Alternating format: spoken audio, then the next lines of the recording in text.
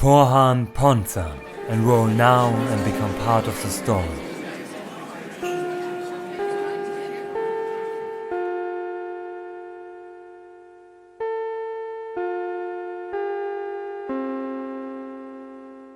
This time we will now start with the word description.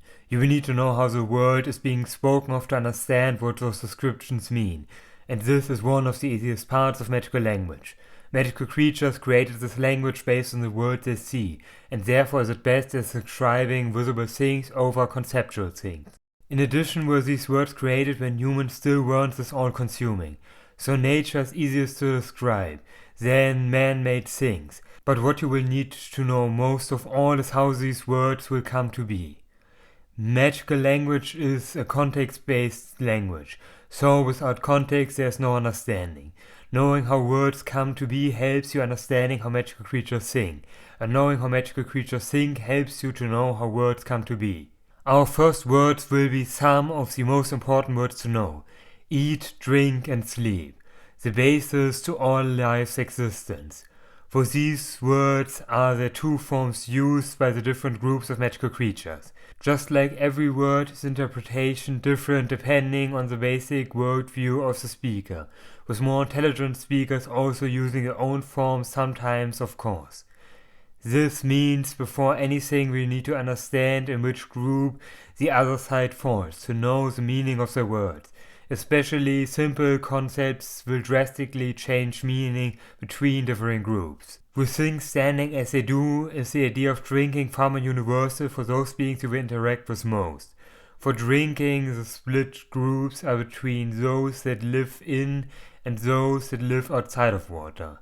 Of course we live outside and therefore don't share the same worldview as those living within water, but that group doesn't exclusively consist of fish and similar. Those who live intrinsically tied to water will see it more similar to those living within than those outside. This would include amphibians and groups of reptiles, all those who, as part of their daily life, swim in water. Now, for those who don't do that is the concept of drinking tied to the action accompanied by it, which is the search of water. The most consistent form of that is of course a river or lake, so these words stand in synonymously for the act of drinking. Rako is a far more used word for this, as rivers are far more common in general than a lake, but Farako is not so uncommon that you shouldn't know it. Problematically is Farako neither a compound word nor a base word. It is known as a modified word. While Rako mostly means river and Farako mostly means lake, is it not true if rivers are less common? In mountains or general colder regions, rivers can easily freeze over, but lakes need far more cold to freeze. So for those living in those places is Rako simply water source. The far of Farako does stem from the word far, for big. But as the word drinking is so important, is Farako treated as if it is a base word, having its own stem and compound forms, that then also are not based on the ones from Rako. Long words short, Rako means water source, and because of the act of finding one is more important in a sentence than the act of drinking out of it, does it also mean drinking. What it then also is the aquatic counterpart for Gohan. This means where we would use Olohan to say body, do aquatic life forms say Oloako, which can get confusing as for land dwellers is Oloako specifically a fish, and for water dwellers is Olohan specifically a quadruped. This is one of those typical context change meaning situations, though in this case the difference isn't all too drastically important. You simply need to know that if water dwellers say Oloako, they are not talking about other fish, but life in general. Also, what is to mention is that for water dwellers, the interesting part is that drinking in the sense we know it simply does not exist. They in fact get so much water that they constantly need to have water flow out of their body to prevent their cells from exploding. But for those who still live half on land, they would, in their rare times when they see a need of speaking of drinking, use something based off Ra, the word for water in general. The word rako isn't a compound word, but to them it would sound like you're saying ra and ko, meaning water sun, which would be seen as day, as that is when the sun is seen in water. So usually that would be kora.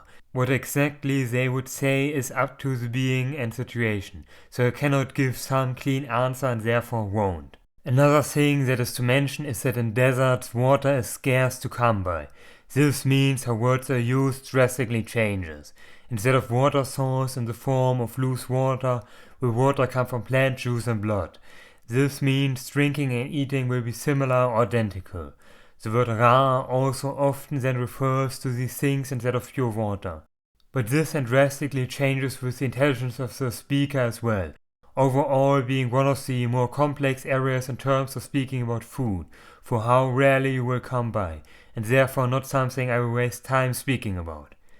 But what this is nicely leading into is to speak about food. For food, the distinction is, of course, based on what they eat.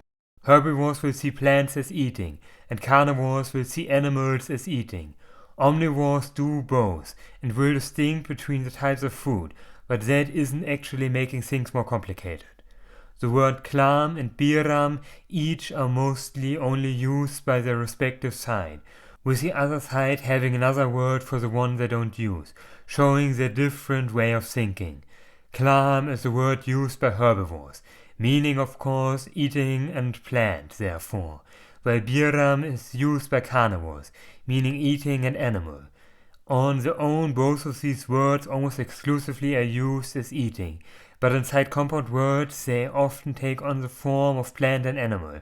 Now, herbivores don't use biram, but instead just use olon for animal, and carnivores, they don't use klam, but instead say forhan to plants in general, or bo when making a compound word, but with bo sharing its character with aragi, the word for tree. Omnivores use klam and biram, but you should be careful if they use biram, as you are biram to them. Obviously, do carnivores also use olon, and herbivores also use aragi, but not bo. As herbivores have an own word for plants in general, they do not need to have two words of saying tree. What these words are also used for then is to refer to carnivores and herbivores, however only for the other side by most. That is the one time a herbivore is going to say biram and vice versa. Now going over to sleeping. This has a third major group that gives words identities, other meaning. For sleeping you will need to know if you are talking to a nocturnal or diurnal being. But what you first need to know is what sleep actually means. First thing first, do you sleep during nighttime? But that doesn't mean if it is night they sleep, but whatever time they choose to sleep is considered night. Well, white animals won't stay up until 4 in the morning, and they also have not some semi-clear definition on what is considered night, do they consistently go to sleep under normal circumstances. In normal places is that influenced by the setting and rising of the sun and moon, but up in the north where it can be radically different, when that happens is it more of a feeling. What day and night means is the equivalent to what they do during those times. So diurnal say day for awake and night for sleep, with it being reversed for nocturnals. Day and night then are obviously based on sun and moon. Ko is sun and Ji is moon, but they also take many other important roles based on their importance to life. While the word Ko Olm and Ji Olm are usually day and night, can Ko and Ji also just mean that depending on how you talk about day and night. But what is important is that Ko is sun and Ji is moon. And for us sun means daytime, and for nocturnal beings moon means daytime. But then the moon doesn't do the same thing the sun do, so you cannot simply say every core word just using G for nocturnal beings. Going back to sleep, another important factor about it is also that you cannot simply sleep where you stand. Most have some form of nest, and even if they don't, do they all seek out safety before they sleep. This means that sleep is based on the celestial body you're related to, and safety. Safety being Oram. All of Ko, Ji and Oram can stand on their own for sleeping, but the dedicated word for it is made out of them, order of action, so it becomes orko and orgi. But these words are rarely used by lower intelligent beings, and not even always understood, as to them there is no need to talk about the act of sleeping itself. Once they start sleeping, can it not be changed, so it is more important to talk about the things surrounding it.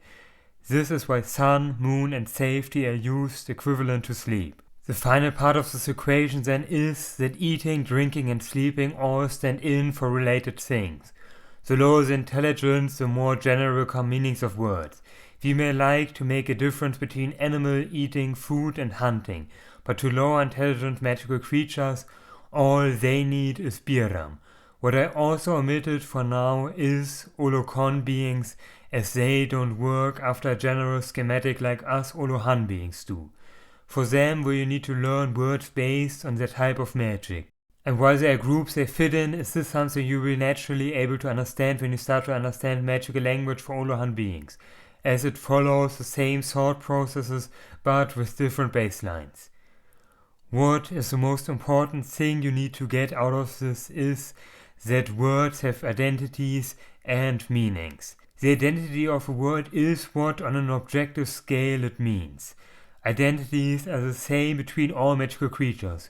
Ko will always refer to the bright yellow light source in the sky, but what the meaning of that is heavily depends on who says it. How intelligent are they? Do they live on land, in water, or the sky? Are they nocturnal or diurnal? Do they eat meat or plants? And more to come. Those not intelligent enough will even call a lamp Ko, as they couldn't understand that isn't the same light source as the sun.